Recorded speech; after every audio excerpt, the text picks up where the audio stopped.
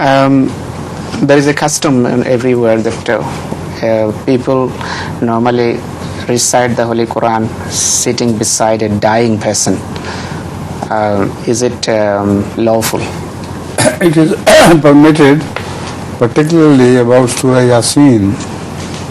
It is the injunction of Muhammad sallallahu alaihi wasallam that a dying person,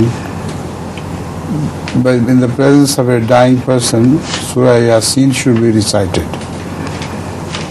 And this is a custom which still follows.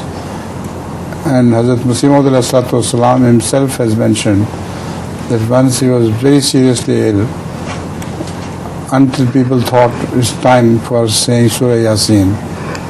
So many times Surah Yaaseen was recited over Hazrat Muslim, and people used to run to the other room and try to weep and sob until Allah Ta'ala told him in a way the treatment of that disease.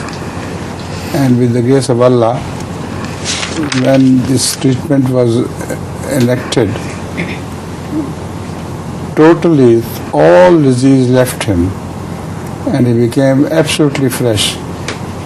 And for the first time after many nights, he went to natural sleep.